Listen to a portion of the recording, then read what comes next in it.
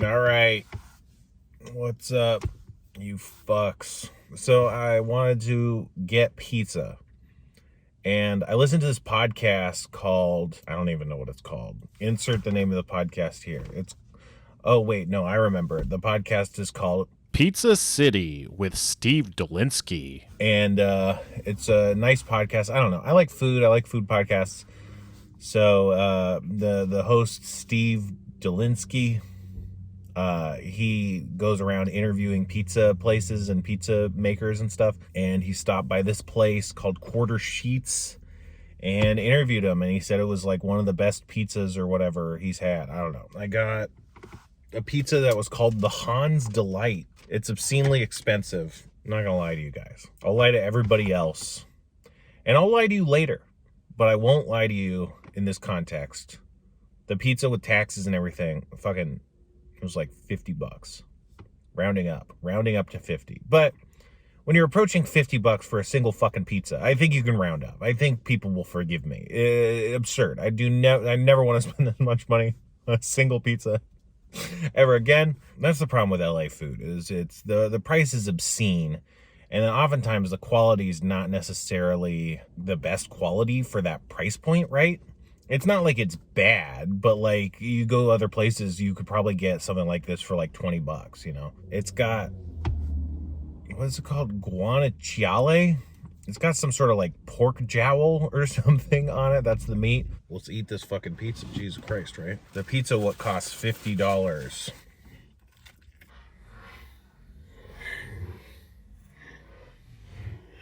So when you're eating the pizza, it's hard not to think, wow, I paid $50 for this.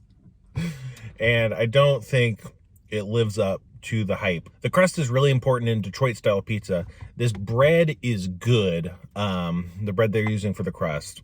Sometimes the problem with Detroit style is it just feels like it's absolutely soaking in oil or grease. Gets way too oily. It doesn't have that. There's just like constant seeds falling on my car. It's like I'm under bombardment. So if you're hearing that, that's what's happening. The bread it's not greasy, but it is damp. I don't know how long ago they made it. It's still pretty hot, but it has cooled a little bit. And so like, I don't know if it's been sitting and started to sog up, but you don't want a pizza like this to be soggy. You get this nice bread. I want to say that the moisture content of the bread is pretty high already, so that's going to make it like a bit moist as opposed to like a really dry bread, right? And that's kind of nice, but then there's this serious moisture penetration going on, which really kind of undercuts what the crust is trying to do. The sauce is really tomatoey and really tangy. It's not like, it feels more like just kind of crushed tomatoes rather than like a cohesive sauce that's been made and stuff. I'm not sure. It's like a really fresh kind of tomato sauce, which I think is good.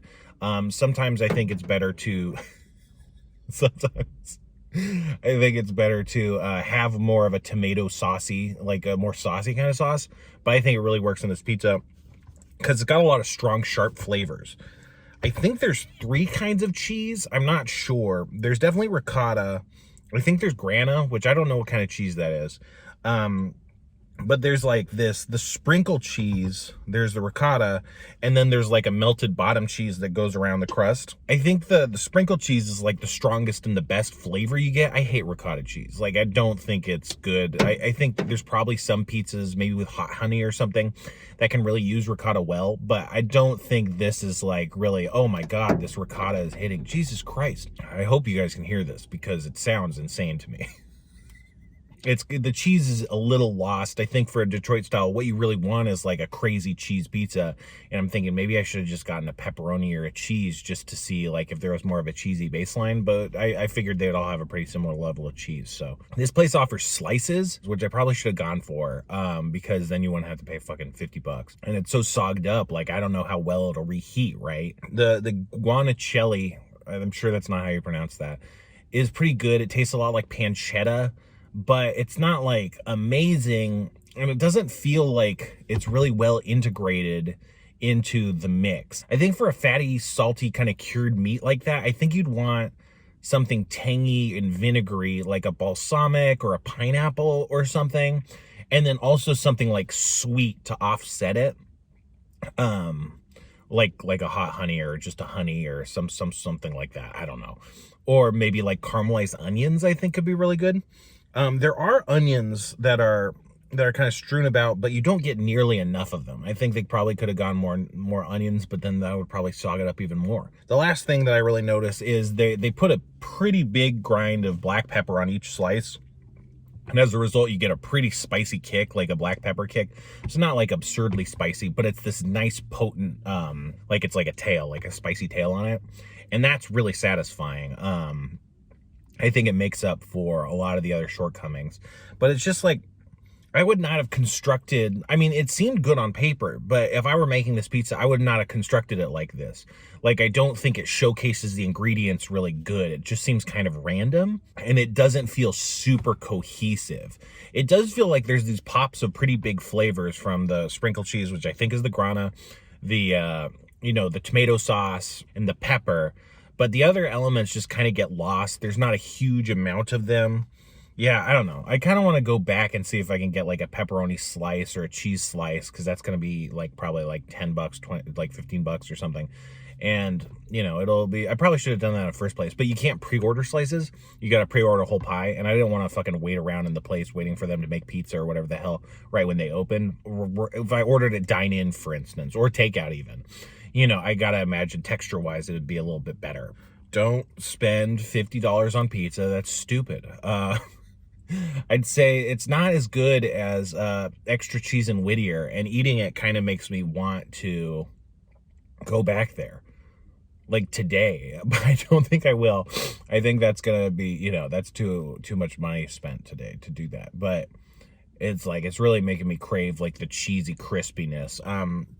There's a lot less of a cheese kind of crust to this one. Yeah, it's not what I like about Detroit style pizza, and I think they called it Detroit-ish style is I think how they phrase it, because it is a little bit different. There's pieces of it that are more elevated and stuff, but elevation isn't in itself good, right? It's just a choice, and the choice can be executed well or poorly. And yeah, I don't think this pizza comes together. Maybe it's just too much stuff. Maybe a simpler pepperoni or cheese would hit better. But I don't know. When I eat cheese pizza, I don't like a sauce like this that's super punchy and tomatoey. I kind of like the more saucy kind of sauce with the cheese. I think that kind of mild sweetness kind of works better with the cheese personally. But I don't know. It's like if this were $20, like I might say like 4. Or yeah. I'm gonna put it to 2.5. I think 2.5 forks. It just doesn't get there. So yeah, I'm gonna probably still eat the rest of it, or as much as I can, before I get sick. Check me out on Patreon, patreon.com/thesixthfloor. Like and subscribe. Tell me what you think. Comment in the comments. Put in the comments what your favorite pizza type is. I like jalapenos. Why did I say that? I meant to say I like pineapple, but I said I like jalapenos. Put your favorite pizza topping in the comments. I like pineapple and not jalapenos. Ew.